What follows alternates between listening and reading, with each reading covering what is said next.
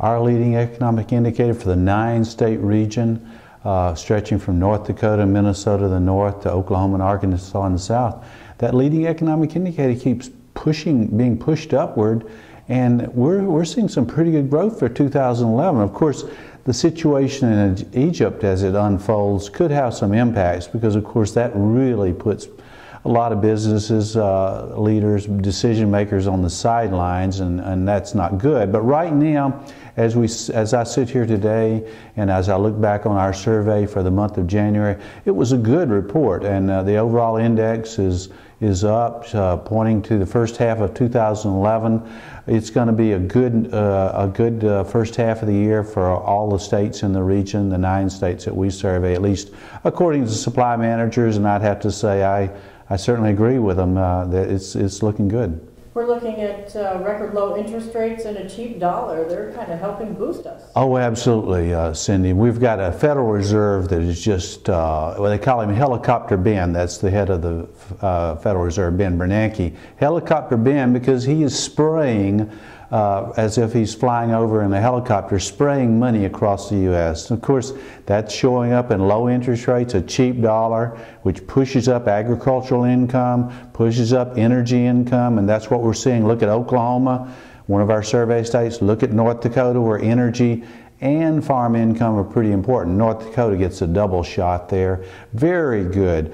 And again, what's happening is the Federal Reserve is just cheapens the dollar. Of course, that contributes to inflation. Our inflation gauge is up there, but it cheapens the dollar.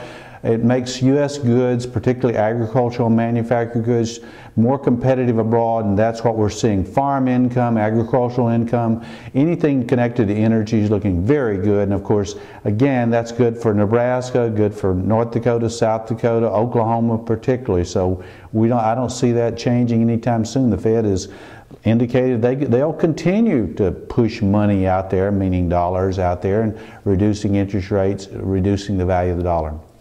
But you mentioned inflation and the wholesale prices. We're seeing numbers are going up. Absolutely, Cindy. Our survey indicates our inflation gauge above 80. Now the number stretches from 0 to 100, and 50 is growth neutral. So 80, I would say, is pretty obviously too strong, indicates inflationary pressures are too strong. Again, that goes along with what the Federal Reserve is doing. It goes along with what the U.S. federal government is doing in spending with a $1.5 trillion deficit this year. That's all that is pushing up growth, pushing up inflationary pressures. Of course, it's not too bad for the agricultural sector, but it's not going to be good for the rest of us later on in 2011 when the Fed begins pulling back and we continue to see the inflation in the pipeline. For example, we're seeing a growth about 6% in overall commodity prices over the last year. That's too strong. We're seeing 18% growth in energy prices. We're seeing growth in agricultural commodity prices above 10%. All that is coming. We're going to see more inflation. So for investors out there, make sure you guard yourself against those rising inflationary pressures. Is that perhaps behind the confidence index, which also was one of the highest we've seen in years? 6 years.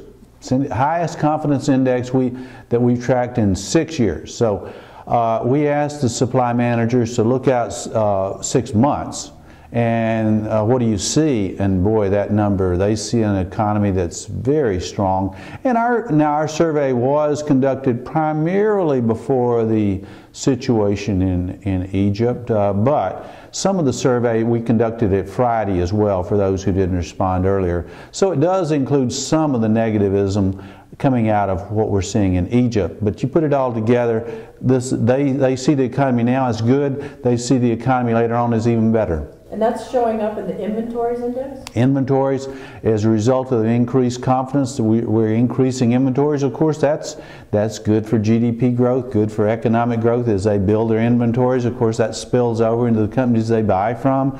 The U.S. GDP growth for the fourth quarter was 3.2%. That was pretty good. I think we're probably going to see growth approaching 4% this year, and certainly for this part of the country. GDP or state growth state GDP growth, probably 3.5% to 4% for most of the states. That's going to be particularly true for North Dakota, particularly true for Oklahoma, particularly true for Nebraska. Those states I look for even very strong growth. And employment?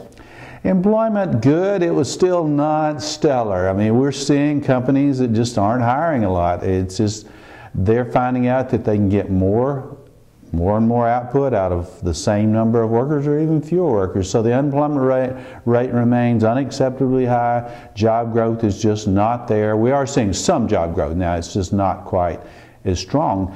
Coming out of this very deep recession, you expect the employment numbers to be much better, but there's too much uncertainty, too much good things in a sense, productivity growth.